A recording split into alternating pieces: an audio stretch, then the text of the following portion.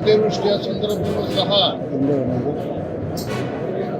ಕೃಷಿ ಸಚಿವರಾಗಲಿ, ಕಂದಾಯ ಸಚಿವರಾಗಲಿ, ಉಸ್ತುವಾರಿ ಸಚಿವರುಗಳಾಗಲಿ, ಇಲಾಖೆಯ ಕಾರ್ಯದರ್ಶಿಗಳಾಗಲಿ ಯಾವುದೇ ಜಿಲ್ಲೆಗಳಿಗೆ ತೆರಳಿಲ್ಲ. ಅಲ್ಲಿ ರೈತರ ಪರಿಸ್ಥಿತಿಯನ್ನು ಅಧ್ಯಯನ ಮಾಡುವಂಥ ಪ್ರಯತ್ನವನ್ನು ಕೂಡ ಮಾಡಲಿಲ್ಲ. ಪಕ್ಕದ ಮಹಾರಾಷ್ಟ್ರ ಅಲ್ಲಿಯ ಸರ್ಕಾರ ರೈತರಿಗೆ ಪರಿಹಾರವನ್ನು ಘೋಷಣೆ ಮಾಡಿ ಆಗಿದ್ರೂ ಸಹ ಇಲ್ಲಿ ನಮ್ಮ ರಾಜ್ಯದಲ್ಲಿ ಸಿದ್ದರಾಮಯ್ಯ ನೇತೃತ್ವದ ಕಾಂಗ್ರೆಸ್ ಸರ್ಕಾರ ಕೇಂದ್ರ ಸರ್ಕಾರದ ಮೇಲೆ ಗೂಬೆ ಕೂರಿಸುವಂಥ ಕೆಲಸ ಮಾಡ್ತಿದ್ದಾರೆ ವಿನಃ ಇವತ್ತಿಗೂ ಕೂಡ ಒಂದು ಬಿಡಿಗಾಸನ್ನು ಕೂಡ ಸಂಕಷ್ಟದಲ್ಲಿರುವಂಥ ರೈತರಿಗೆ ಕೊಡೋದಕ್ಕೆ ಸಾಧ್ಯ ಆಗಿಲ್ಲ.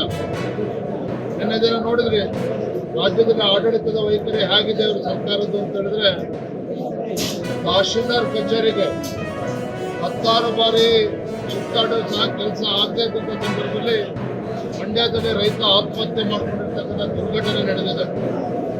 ಮತ್ತೊಂದು ಕಡೆ ಕಬ್ಬು ಬೆಳೆಗಾರರು ಕಳೆದ 5-6 ದಿನಗಳಿಂದ ನಿರಂತರವಾಗಿ ಹೋರಾಟ ಮಾಡ್ತಾ ಇದ್ದಾರೆ.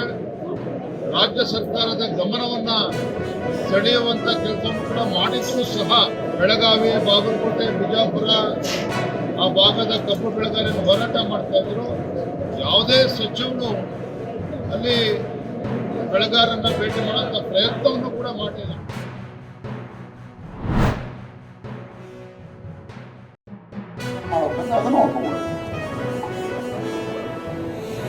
ಇದು ಕಾಂಗ್ರೆಸ್ ಕಾಲದಲ್ಲಿ ಆಗಿರಲಿಲ್ಲ. ಈಗ ಅದಾದ್ಮೇಲೆ ರೇಟ್ ಕಮ್ಮಿ ಆದ್ಮೇಲೆ ಈಗ ರೇಟ್ ಕಮ್ಮಿ ಆದದ್ದರ ಲಾಭ ಜನರಿಗೆ ತಟ್ಟಬಾರದು, ಸರ್ಕಾರ ಮತ್ತು ಸಂಸ್ಥೆಗಳು ಅದರಲ್ಲಿ ದುಡ್ಡು ಮಾಡ್ಕೋಬೇಕು ಅಂತ ಹೇಳಿ 90 ರೂಪಾಯಿ ರೇಟ್ ಜಾಸ್ತಿ ಮಾಡ್ಯಾರ. 90 rupees per kg. 90 ಅಂದ್ರೆ ಸ್ವಲ್ಪ ಜಾಸ್ತಿ. ಯಾವಾಗಲೂ ಕಾಂಗ್ರೆಸ್ ಅವ್ರಿಗೆ ಪ್ರೀತಿ ಯಾವಾಗಲೂ ಕಾಂಗ್ರೆಸ್ ಪಾರ್ಟಿಗೂ ಮತ್ತು 90ಗೂ 90 ಅಂತ ಹೇಳಿದ್ರೆ ನಿಮಗೂ ಗೊತ್ತಾಗ್ತದೆ.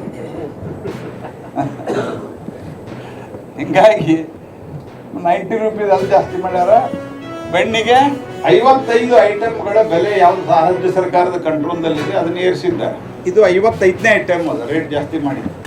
ಜನನ ಮರಣಗಳ ದಾಖಲೆಯನ್ನು ಹಿಡ್ಕೊಂಡು, ಸರ್ಟಿಫಿಕೇಟ್ ಹಿಡ್ಕೊಂಡು ಎಲ್ಲ ಜಾಸ್ತಿ ಮಾಡಿದ್ದಾರೆ.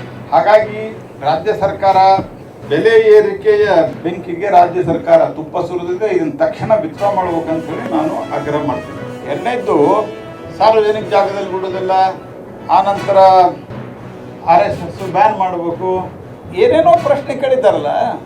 ಕಾನೂನು ಪ್ರಕಾರ ಆ ಸಂಘಟನೆಯವರೆಲ್ಲ ಸರಿ ಇದ್ದಾರೆ ಅಂತಾನೆ ಮಾಡಿಲ್ಲ ಇವರು ದಲಿತರನ್ನ ನಮ್ಮ ವಿರುದ್ಧ ಕಟ್ಟಬೇಕು ಅನ್ನುವಂಥ, ನಮ್ಮ ವಿಚಾರಿಕೆ ದಲಿತರ ವಿರುದ್ಧ ಕಟ್ಟಬೇಕು ಅಂತ ಇದರಿಂದ ಏನಾಗಲ್ಲ.